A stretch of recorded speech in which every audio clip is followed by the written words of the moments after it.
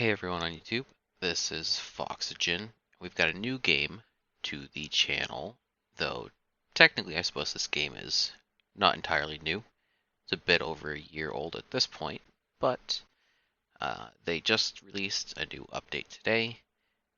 It's got the new tutorial in, which I guess I technically don't need because I've got a little bit of time in this game already. But we're going to be running through. For those of you who don't know what this game is, basically you jump in and you own a piece of the railroad. And from there you, I suppose, manage and run it. So it's less about the driving of trains and more about the management side, though you do end up doing both. So I guess we'll come over here and click on single player. I have several games, but we're starting a new one today. And we're going to toss in the name that I guess we're going to have to figure it out. I think I've come up with a good solution for us. I was trying to come up with something clever, and you do not want to know how long it took me to come up with something that was not so clever. But we're going with Foxygen Virtual Rail FVR. Sounds pretty nice. That's what's going to show up on all of our equipment. We'll start putting like the numbering after it once we start getting multiples of cars. But FVR sounds nice. We're obviously going to go with the company mode, as the sandbox will let you just kind of spawn whatever you want, whenever you want, and do anything. But we're going to go play the game normally. They've only got the East Whittier start for now, as it is in early access. And we're going to name this save. Let's go with Hello YouTube. And we'll start it up and see what this tutorial looks like. Alright, so it looks like everything's loaded in. Let's see what we've got here. Well, that doesn't help. So it says, welcome to the tutorial. Following chapters will walk you through running the railroad from engine operation to running freight, passenger service, played in sequence. You can close it at any time, and the last page will save. Keep in mind that later chapters may not proceed as planned if you do much work on your railroad before resuming the tutorial. So if anyone's entirely new, might as well start here, go through the steps one by one, which I'll probably do most of. Check it out at least, see what's going on with it. So engine operation, let's hit the start. And here's the familiar screen from before this update. Since today's the day we are our own railroad. The idea behind this is we've bought this little strip of land with the tracks from the Atlantic Railway. Now it's in our hands. We've got 1.5 good engines, and the roundhouse in Bryson is in good shape, but we can't reach it because the bridge at Ella is out from the flood. The yard here at East Whittier is our home for now. It has an interchange with the Atlantic Railway to the east, and the engine service facilities, coal conveyor, water column, and engine shed are ours. And they're good enough for now. This is nice. Learn the basics, see how to look around. You can open a guide with F1.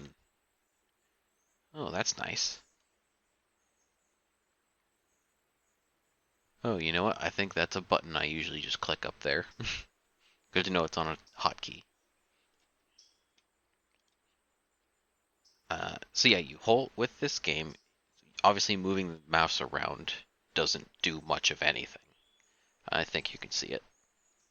If not, I'm just moving in circles. It is doing nothing.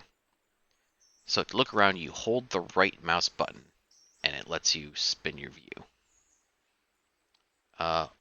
Oh, the middle mouse is zoom levels. Oh, you scroll with the middle mouse. Don't click it. Though it does seem to do stuff when you click it. But you zoom in and out, hold right click to move your view, which is highly disorienting if you're zoomed really far in. It's going to be mad at me for walking first. Yep, so you WSAD, and spacebar is a jump. Shift is sprint. So let's run down here to the tracks. As you can see, they've got some depth to them. They look really nice. That's one thing about this game is all the equipment and everything does look really nice. Whoa. Good engine is at the shed right here, this guy. Number 2. It's a cute little 260. How much coal and water does it have? Oh, it's pretty stocked. About 3/4 full. So it says, in the next chapter, we'll rescue the wrecked one, which I believe was just over there. Yeah. A lead track is a track used for accessing or switching a set of tracks. In this case, the yard lead provides both access to the yard and a place to move cars between yard tracks. Oh, it wants the switch stand. I see. It's saying, hey, you've got the main line here, kind of, and you've got this lead to the shed. It wants us to go to the switch stand. Oh, nice. The lead is accessed by the switch. If the target is red, it's reversed. If it's green, that means it's normal. Now, what that means is going to depend on the railroad, obviously. If your railroad bends to the left and you've got a green, that means your switch is left. If the track is naturally straight and it's green, that means the switch is going to keep you straight. Versus if you click on the switch, it reverses it, turns red, and that's reversed. In this case, into the dead-end yard. You can always check the points, the rails that move when the switch is lined. So you can actually physically see when I click the switch, or when I click the switch, the rails physically move. So as you're like driving along in the train, you can actually see if you're aligned correctly or not. View from above. Overhead is 2. I'm going to move off the tracks to do that. 2 is basically a free cam mode with WSAD.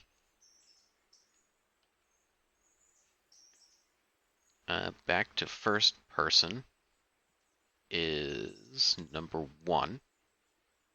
But there's also some other keys. The scroll wheel zooms still. You can get a map by using the M key. And the really nice thing about this game is it saves your little window locations. So I personally prefer to keep my map in the bottom right. Keeps it out of the way as you're driving. It just tends to be the best place personally. When you're ready, switch back to first person with 1, or teleport to the position your mouse is over with Control T. So you use your mouse, hover over the map, and you hold Control and hit T. You'll teleport there. Though it took my viewpoint there and not my person. So let's go back and physically move ourselves. Yep, it wants us to go to the engine.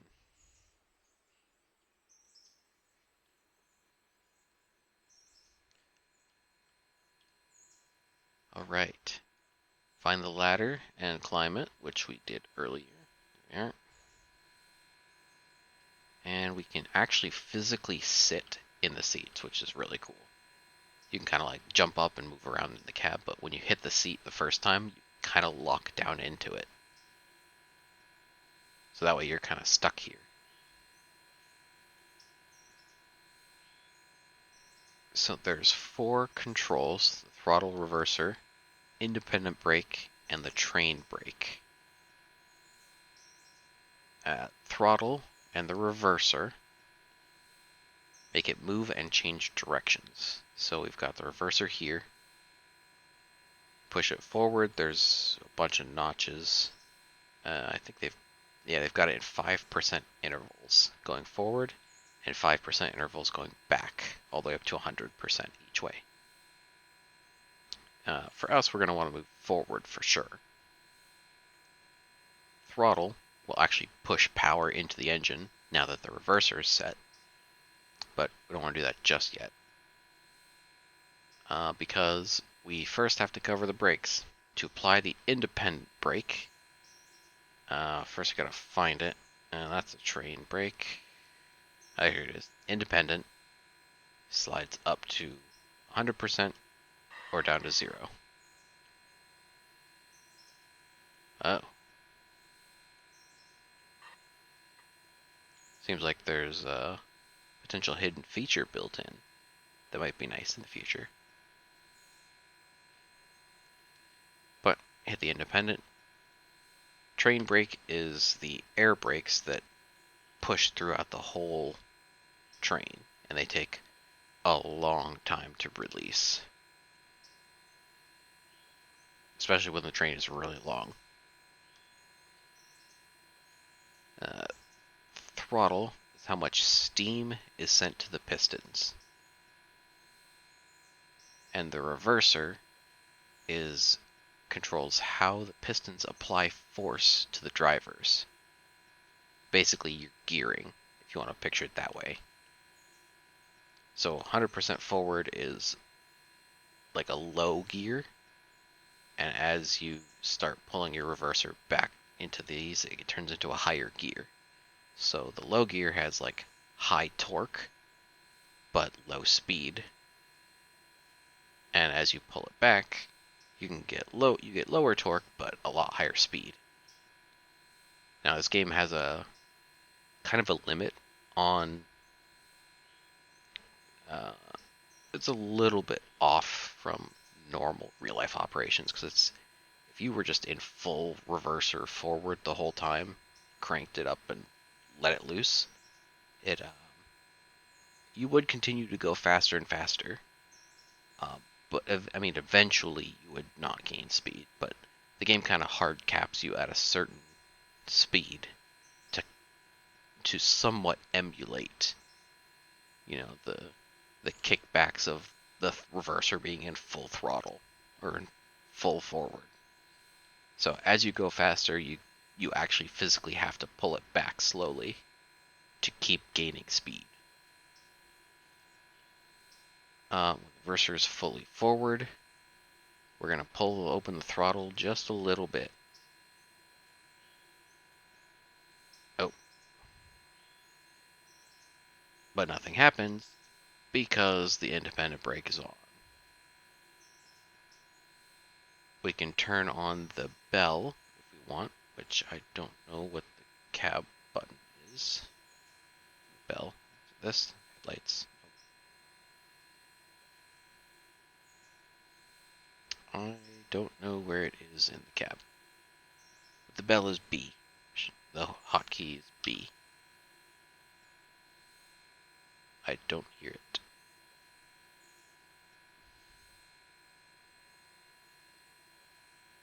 Alright, let's pull the whistle then.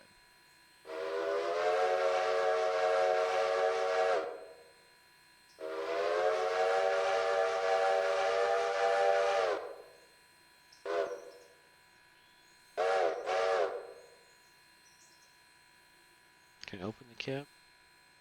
Nope. Alright. Alright, tutorial. Don't be mad at me. I'm releasing the brakes.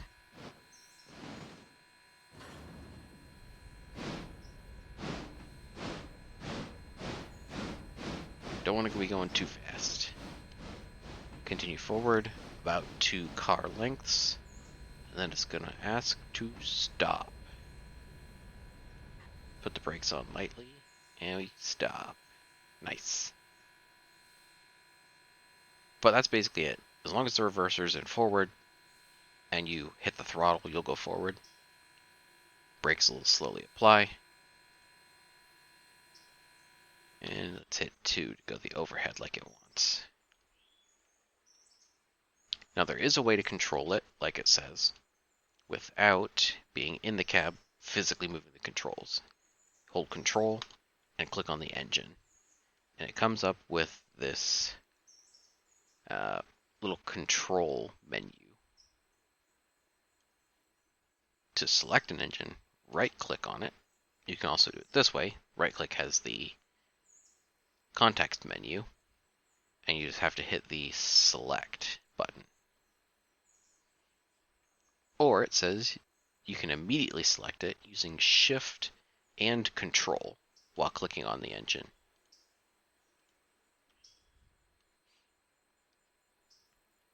So let's put this back where it was. Let's see about the HUD. Once you've got it selected, in the bottom left, you'll have your control menu. It allows you to move the sliders and control the engine from this view without having to like pull all the dials or even use any of the shortcut keys. It also gives information like the train length, the weight of it. I guess that's the length again, but in feet instead of cars. And on the map, I believe, no, on these little dots here, as the train gets longer, it'll start telling you about brake applications using different colors. So I'm going to hit 0 again to center on the train again.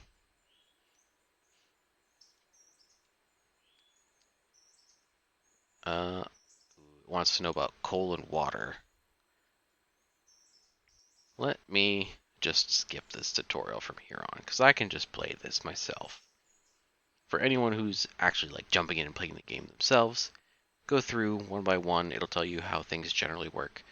But the moment you get your train up and running, there's slight differences in obviously how you can play. In my case, I'm going to go collect the number 1 engine there. Thank God that track was lined properly. I would have gone off that way.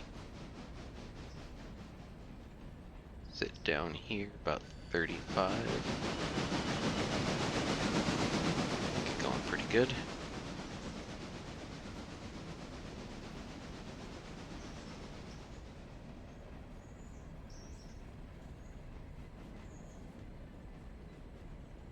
And then we can come to a stop, slight braking.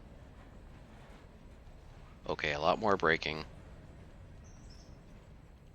Let's flip that switch so we can go down into that yard to collect that engine.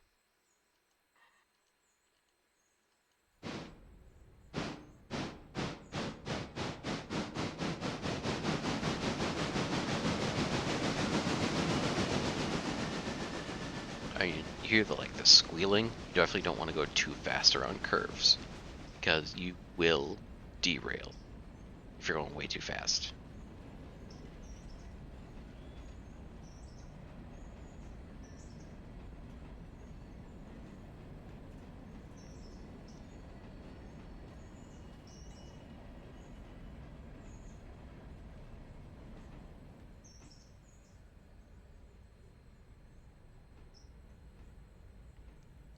Alright, as we come to a stop, I'm going to switch back to first person mode here. Hop on out. And we can see this train is very clearly not on the tracks. So let's pull out our strong muscles, I suppose. Let's get this Herculean might. And we Shift C. And we can shove vehicles back on the rails. Shift C. back on. Re-railed one car. Nice. Now, I'm sure you noticed during that quick glance there, it doesn't have any materials in it. Probably got washed away in that flood. Guarantee you anything, that flood came through, knocked it off the tracks, and took all the materials out of it. All the coal, all the water, damaged it and drained it all out. So, sit back down. You gotta make sure, back to 0. You gotta make sure we connect and drag it back where we want it.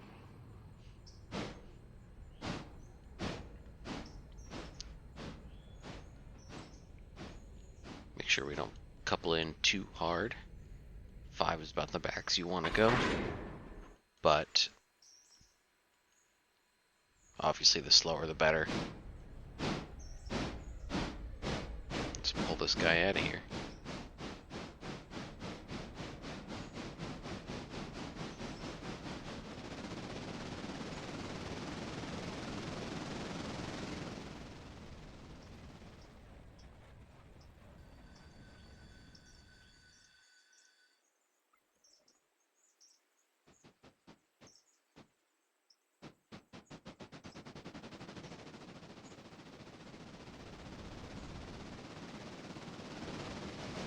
Alright, almost there. Let's back this guy up and into the repair bay. I guess the maintenance shed is what we probably want to call it. 15 is just about max speed. Want to go through here.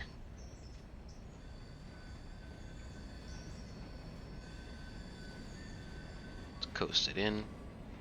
I'm not sure how much damage it has currently, but based on the color, I'd say it's a pretty decent amount. Let's park it in there.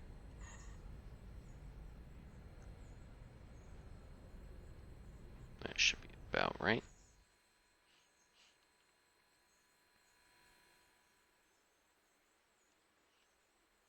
Okay, looks pretty good. Now I'm going to right click on it and I'm going to put the handbrake on the tender. And then come in here, peek through the window, and deconnect the couplers. Now, when we go to pull this first train out of here, leaves him behind.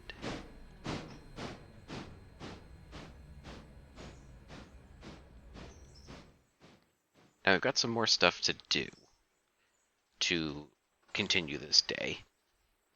Basically, there's 2 ways to make money. We've got passengers. We've got a car here that, if you look, holds 60 passengers. Take that around to the towns. Passengers hop in, you take them where they want to go, and then they hop off and they pay you money.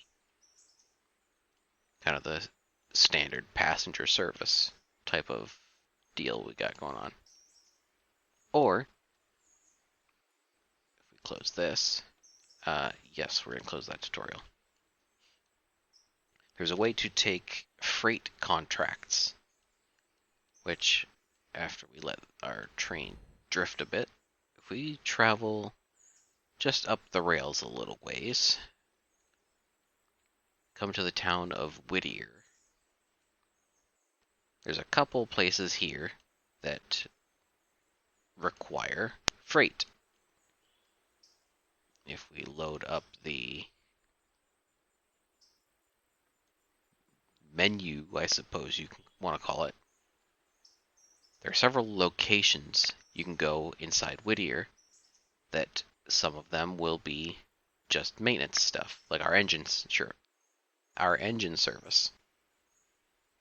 We've got the coal loader, the repair track, and if you click on these, you can instantly teleport to them, or if you hover over the names, they'll highlight in the world. But this is where you can basically control the maintenance. You can specify how quickly you restore it, which will change the amount of money you have to spend on it. It gives you a quick overview of how much materials are where, and it specifies where or at what level the repairs are.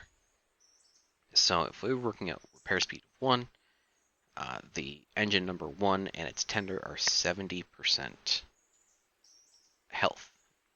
So the engine itself is going to take 13 hours to repair. But if we want to boost that up a bit, now it's only 1 hour. But it's $500 per day per car to do that. So obviously, depending on if you've got a lot to do, a lot of engines, a lot of repairs, we might as well go for it so we can get this guy repaired and use him later in the day. There's a couple things we still got to do yet. But the first day is going to be pretty chill. Not too much to do, but we've got a few things to set us up for the next couple days. So what we're going to have to do first is, normally when the game starts you out, it's going to ask you to take contracts. But we're not going to do that today, because you can only take contract tier 1. And that is hardly worth it. What I'm going to do is spend the entire first day just delivering passengers. What that'll do, it'll raise your reputation to the maximum level, and that'll allow you to take tier 3 on all of your contracts. Now that does mean you miss out on the contract payments for the first day, but it's well worth it in the long run, because when you start at tier 3 you get more cars, which obviously is more money, and I think you get the time bonus at tier 3. So if you deliver them quickly, you'll get a bonus amount.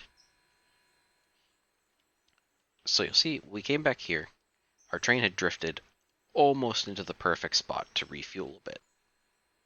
So let's push forward a little tiny bit more.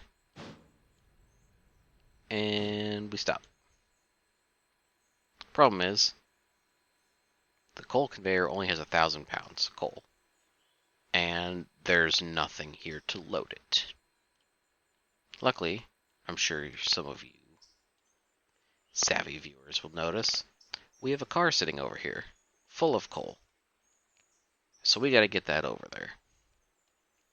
But we're stopped as it is, so let's fill this up. We'll use the last 1,000 pounds to fill up our tender the rest of the way, or most of the rest of the way.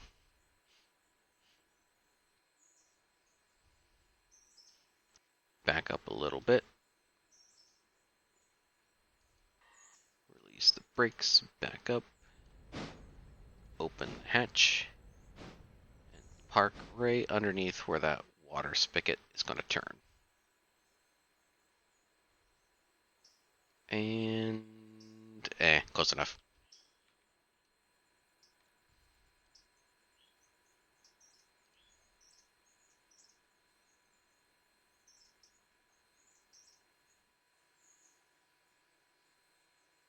Alright, topped off on water. Let's hit the switch and go grab our cars. Make sure we're in reverse, release the brakes, and crank the throttle up.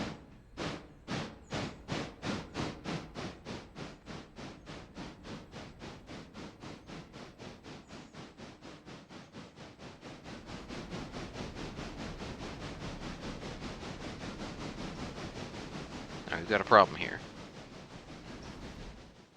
They're on the backsides. So, we obviously need to go into the yard. And the problem we would have is we have to push this car into that siding up ahead. So, let's get out around it and push. Luckily, the green is correct alignment. And let's not smash into the passenger car. That brakes a little bit. 4, 3 mile an hour, coast.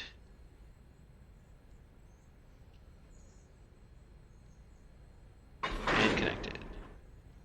And I guess it's going to coast a little bit further. Push through it a bit. And we'll hit the independent brake a little bit again. And connect. Now the problem with the independent brake is going to start showing up soon. Once you've got 2, 3, maybe 4 cars. You'll start to notice it really quickly. If you hit the brakes, it takes a lot more to be able to stop it, because the independent only activates the engine's brakes. So you have to come down here right when you couple up every single time and connect these glad hands. Now there's 2 ways to do this. You can connect them if you want, but all that does is connect and disconnect them. It doesn't actually push the air through. You can connect them if you want, and then you have to turn the angle cocks. They're basically valves, if you want to picture it that way. Once you've connected the hoses, you open the valve, and the air flows through. Or, if you hold shift when you click, it connects and does both at the same time. So this one's open now, and this one is also open. Come down here to this one, shift click those, connects and opens. So you see in the bottom left, our train still has the independent brake, so it's a little bit yellow, but the cars don't have those funky yellow arrows saying, hey, they're disconnected. So now that we've got the whole thing under air brakes, we can release our independents and shove back through them.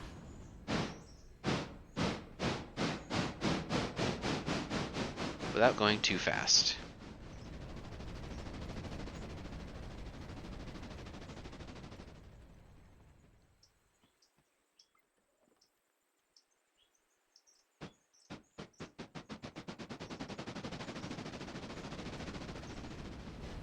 Alright, now that we're moving, we gotta make sure we, once again, don't smash into it too hard. So apply a little bit on the train brake. Notice how that does automatically apply independent a little bit. Let's give a little bit of throttle to pull through. Pull through the brakes just a little bit.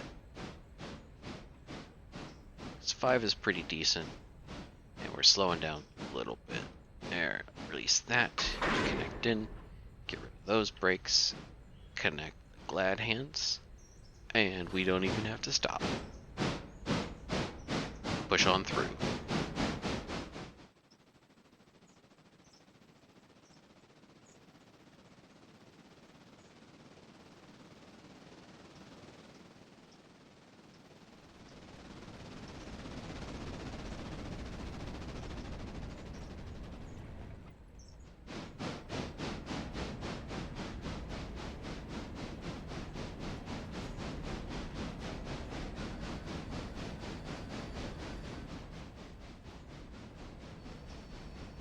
Since I don't want to crash into the other train, let's throw this switch, go into the other siding.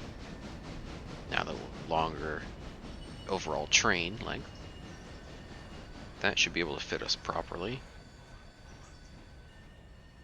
Get some, oh, that's a lot of train brake on there. And come cleanly to a stop. Okay, yeah, independent is not nearly enough for this train length. Switch back into forward, give it some gas.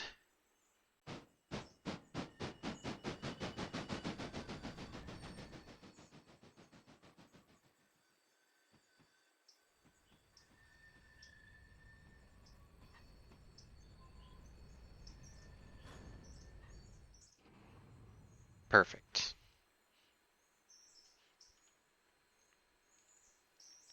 we can apply the handbrake to this car. Make sure the hatch is open so that it refills the coal conveyor. And if we shift click on the coupler, it does everything all at once, except the glad hand. But the really cool bit about that is as you back away, it pulls and disconnects by itself. See if the coal conveyor fills itself. So, very likely what we're going to have to do is jump into the management side of things. So you see this car's not unloading because it doesn't know to unload there. Technically it could, but it hasn't been told to.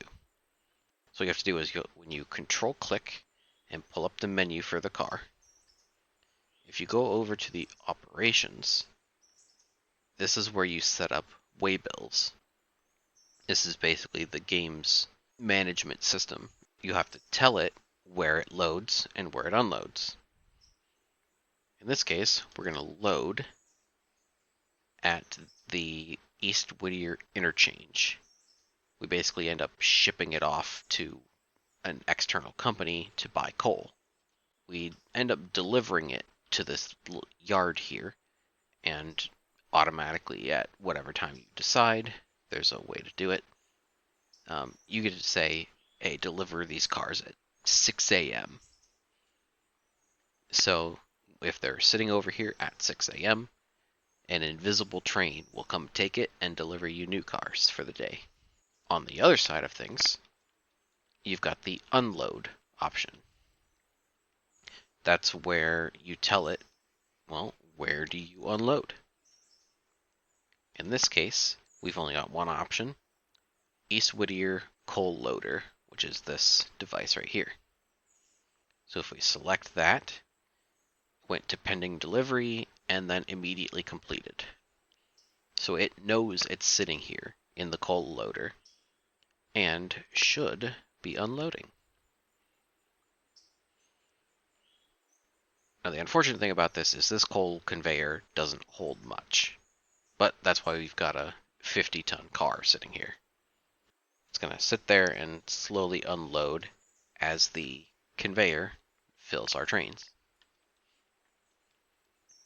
As we get to other places, you'll have a whole coal tower, and you'll unload the car into the tower, and then that'll unload. So you'll have two little buffer zones. But for now, it's just the conveyor here. So that's the coal and all of the freight loading. When you have your internal cars, you set up where they buy, and you set up where they get delivered. If you've got a contract, you'll just be delivered cars, and the cars will pop up and say, hey, I need to go here. You deliver it, and then when they're done, they say, hey, bring me back. And then they'll be shipped off to other places. But we're not going to do that until tomorrow, once our reputation rises from delivering passengers. So we're going to come over here, and we actually need to flip that switch. I nearly forgot to. Flip that back out to the main line. Take our engine here, swap us into forward, release all of our brakes, and push the throttle up. We can head on out.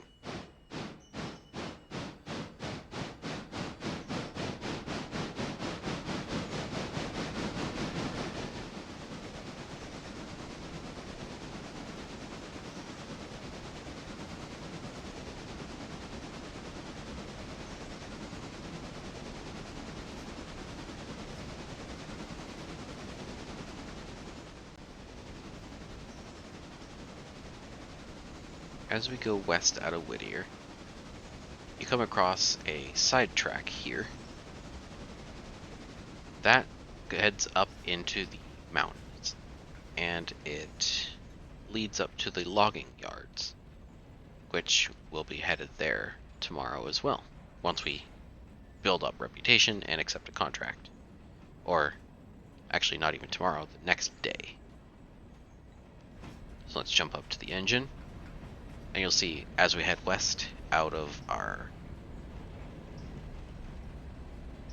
out of our shop and our interchange, head west, you kind of turn north, and you end up in Whittier.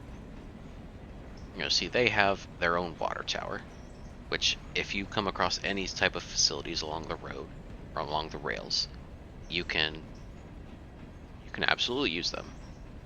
You just come up to it and drop the water spout and tap the water.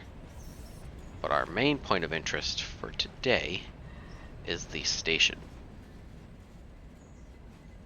Every town along the tracks here is going to have a station building.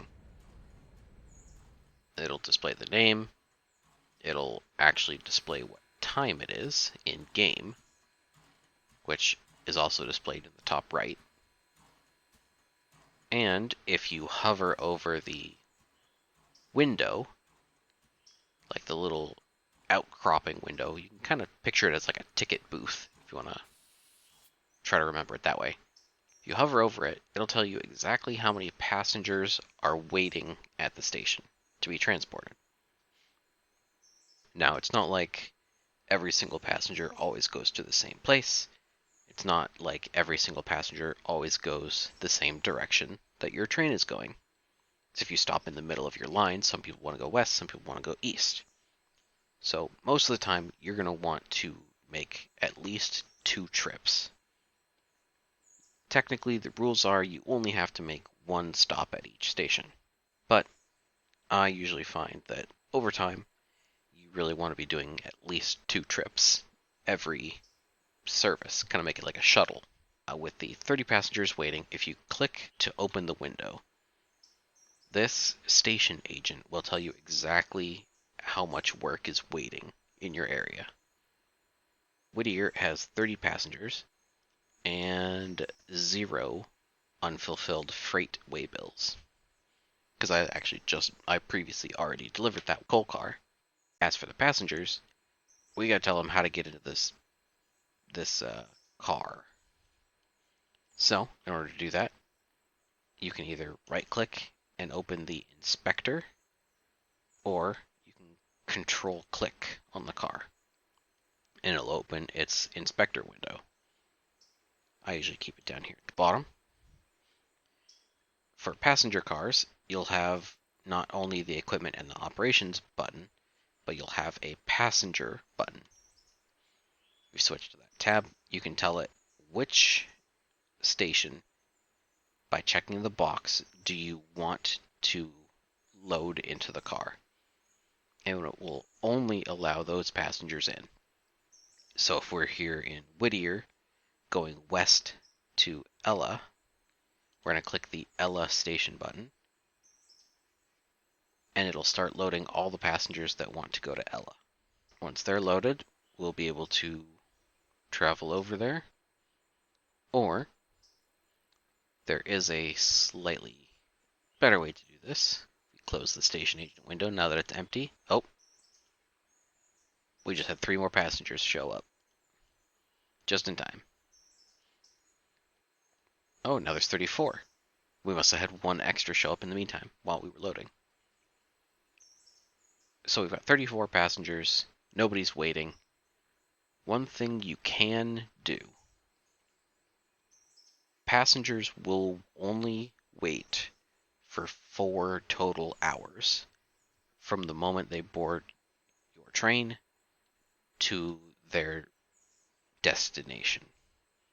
So if you're here in Whittier and you're going to Ella, you've got, once they load onto your car, you've got exactly 4 hours to get there. Otherwise, you, I believe, don't get any payment from them. Now, for this, you can see from the map, Whittier and Ella are about 2 miles apart. So that's nothing. 2 hours, 2 miles, you're going to make it there no matter what. So what we can do, if you come up and click on the clock itself, that opens your time dialog window. And you can actually physically wait extra amounts of time. And because you're at the station, they'll automatically load. So let's wait for another 15 minutes and see who else shows up.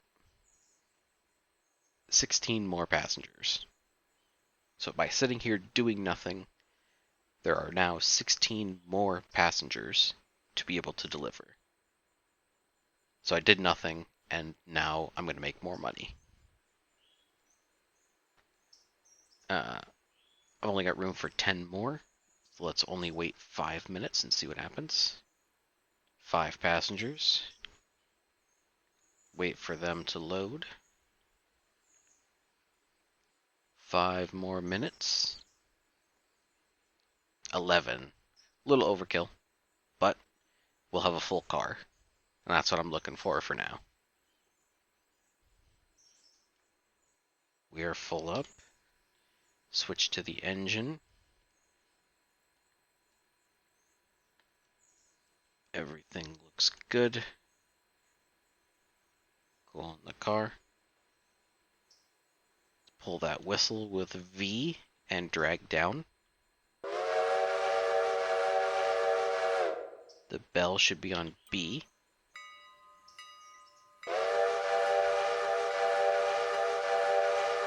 Kick off the brakes and let's get moving.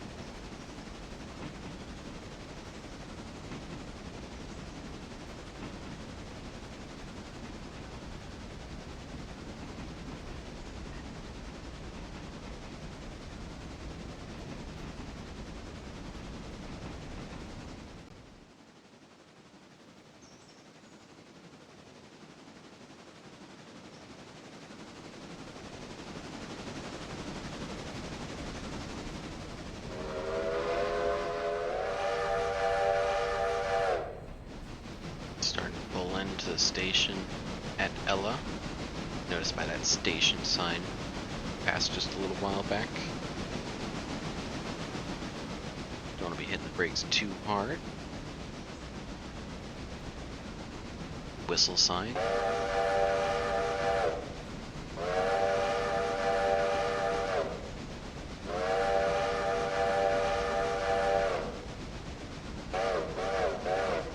I don't remember if that's the correct code for we're stopping at the station, but I think it's pretty close.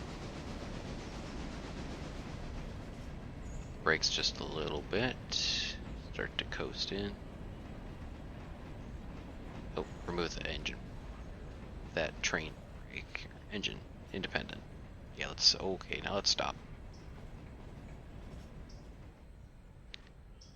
Nice. Not too bad. Let's see those passengers disembark. There we go.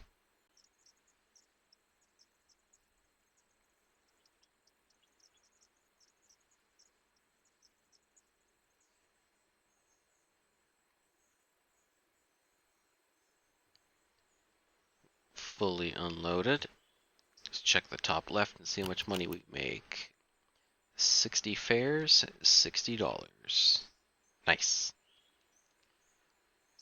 Now, let's do the exact same, except in reverse. pull a map back up just so we can see again. We are now sitting at Ella. Gonna head back to Whittier, so let's check Whittier. And it'll load anybody who wants to go to Whittier. Once passengers are gone, I'll start triggering the time skip effect again, and we'll be back once our car is full. Alright, well that took a lot longer. It's probably over an hour that I had to time skip to be able to get 60 passengers. But we're full again. So we're going to close that, close the time skip window. And I guess let's be sure once again we're connected up. Set ourselves into reverse. Whistle departure. Hit that bell. And release the independent brakes. I guess all the brakes.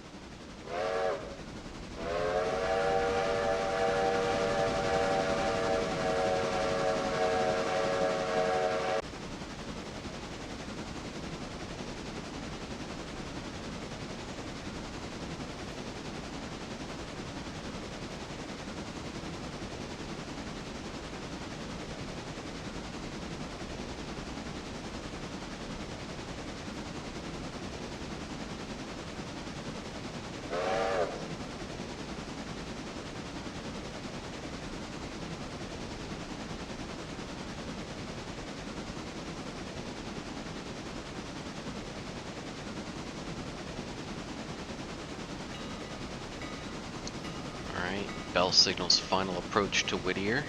Should be coming up just around this bend. Let's maintain our speed going in because this curve's going to clamp down on us a little bit. Go.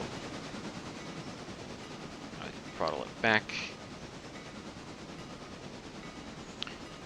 Let ourselves almost coast in.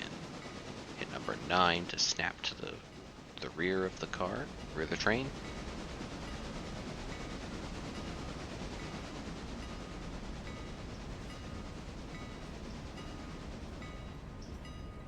Hit those brakes a little bit. A little too much. Oh god. Passengers are going for a ride with that one. And blocking half the road. That's okay though. There's no cars anywhere. And let's watch these passengers unload.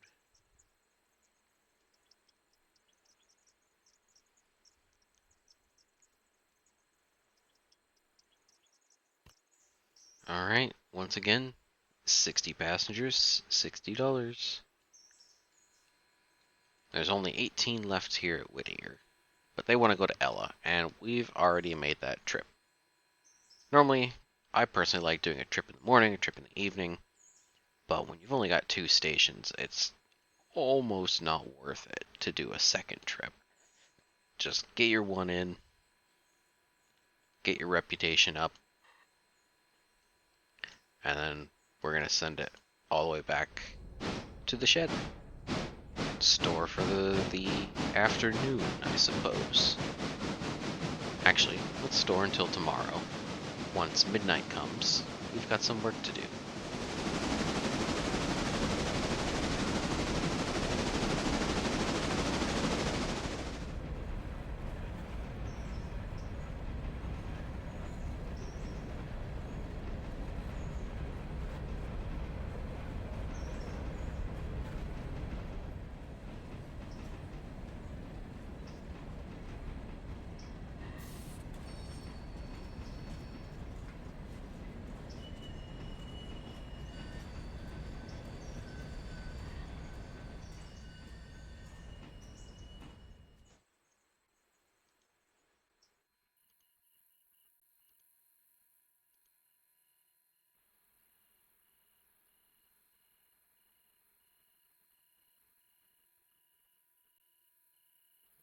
Alright, welcome back everybody.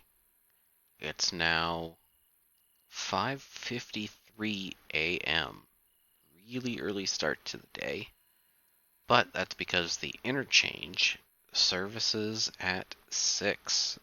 So we've got about 6 minutes to do some final preparations, and then we can be good to start everything for our day.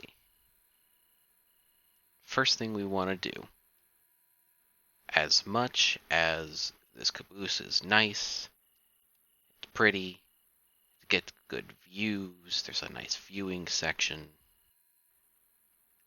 it just doesn't do anything in the slightest. It's an extra car, it's extra weight, it does nothing. So let's go sell it, get some money from it. So I'm going to pull up its menu here. We're going to go over to the operations, just like when we messed with the coal car. Or not. We're going to go to the equipment section. Slightly different. And we're going to set the sell destination as the East Whittier interchange. Alongside it, you'll see we've got a car here that has some repair parts. We need repair parts to be able to obviously repair our equipment. This one needs a waybill because it's freight. So we go to operations, we unload to the repair track, and we load at the interchange. Now this one says it's already delivered because it's wanting to go to the repair track, so it's currently unloading. Because we've used some of the parts to repair the other engine, technically it has space to unload into. What we could do is come in here and hit the flip waybill or cycle waybill button, and it'll cycle it to go to the interchange to purchase additional parts, which I'm going to do, even though it's somewhat risky because we spent a lot of parts repairing this engine. I'm going to send it out to fill up on the rest of the parts because we're already here, might as well. So let's select our engine, Control Shift click, get this engine going, deactivate the handbrakes. It's still in reverse from when we backed in, so let's just go couple up to this car, hit the brakes again, and yank it out of here. A little slower than that. If we're looking at the time in the top right, we've got about 3 minutes to get these cars parked in the interchange before they get taken. So we got to get back there quick. Let's push on through.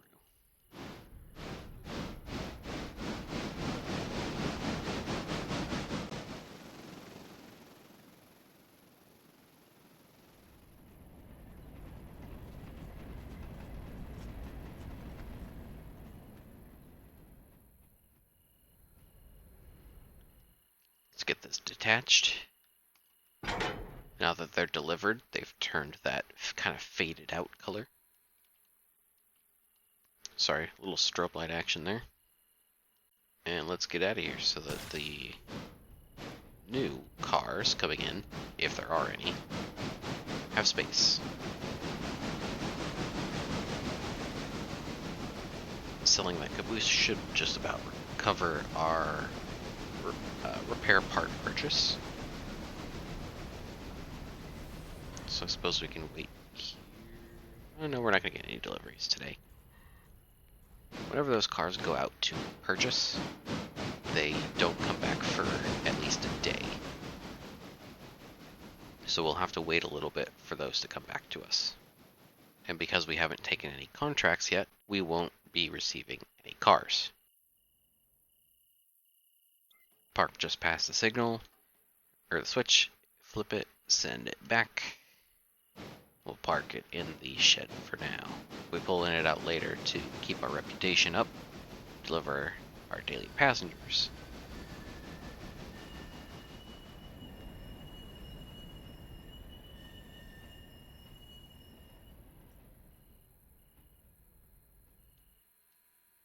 Alright.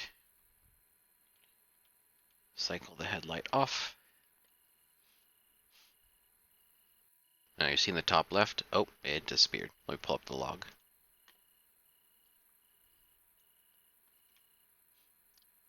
We ordered to top up the car with repair parts, $902, and the caboose sold for $37.50. So we've got a decent bank balance now. $7,929. I suppose now's as good a time as any to go over the contracts themselves. So if you open up the company window here and go to the locations, or actually first let's view the railroad tab here because you can see it's changed. We used to have 0 reputation. There used to not be anything going on. Nobody knew about us in the slightest.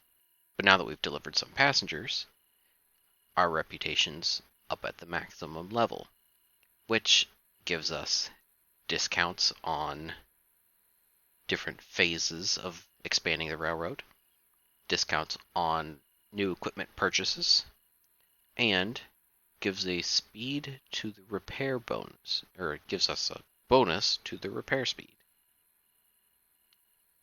Which, let me go into locations, engine service, let's cut that back a bit. We really only needed that one train to be boosted that quickly. So we're down to 20 repair parts instead of, I believe we started with 30 tons. At the lower repair speed, it's basically the same amount while being cheaper. But now we've got other options. This Holofield heating and oil. If we click on this little cursor, it'll teleport us right to it. And of course it puts us at a weird angle. But basically, here in Whittier, you'll see, go over this way, that's our station and our shed over here. But here in Whittier, we've got this Holofield heating and oil. Track R1. We don't have a contract with them because we skipped out on it because we only had the option for Tier 1. Now, we have the option for Tier 3. So tomorrow, when it hits midnight, gets back to midnight again, it'll activate the contract for Tier 3, which is a lot more lucrative than Tier 1. So you miss out on a day of work by not accepting the contract on the first day, but by accepting it on day 2, when you have reputation, you can immediately jump to 3. We'll do Stenzel manufacturing, which is literally just on the other side of the branch. Track BB2. And if we go over to Ella, when we went to the station, we parked at the station here, and then just went straight back again. Back on this little zigzag, on this switchback. We've got Ella Farm Supply, track R1. We can get them to tier 3 as well. So we're going to have Hollowfield Heating Oil, Stenzel Manufacturing, and Ella Farm Supply all activated at tier 3 on the start of day 3. Oh, there is one more location I forgot about, because it's right over there, the sawmill. Nearly forgot about it. Whittier Sawmill. This is a special industry because it has multiple tracks and it requires inputs as well as providing outputs. So track R1 is where you have to deliver logs. The logs are not provided at the interchange. That's where when we came up here earlier in the episode and said, hey, there's a sawmill up this way, or not a sawmill, but a lumber yard. You sneak through the trees, climb the mountain sides, and there are side tracks that don't currently have any buildings that provide logs. You have to take your cars up here, drop them off. This company fills them with logs. You come back down, deliver the logs to the sawmill. The interchange delivers empty cars. You stack them up, the sawmill fills them up, and you ship them out. So it's kind of a multi-stage industry. And the different tiers have different quantity requirements. Tier 1, I believe, is the 8 cars that you own per day. Tier 2, I believe, requires 11 cars per day. Not quite sure about that. And Tier 3, I'm almost certain, is 15 cars per day. So, since we've got 8 cars, if we make this trip twice, that overstocks it, which is perfect. Starting tomorrow, we'll have to start taking these cars up the hill, have them sit there and load, and then bring them back down and in here. Which is probably best to preload the cars. So I think that's going to be one of the last things we do in this current day. When we come back in the next episode, we're going to do our morning passenger service. We're going to take our skeleton cars up to the Connolly Creek lumber yard, grab 8 cars of logs, bring them back down, set them in the siding, and then once it clicks over to day 3, we'll have enough cars sitting there for at least half the day. So I'm going to leave that to the next episode, and I will see you then.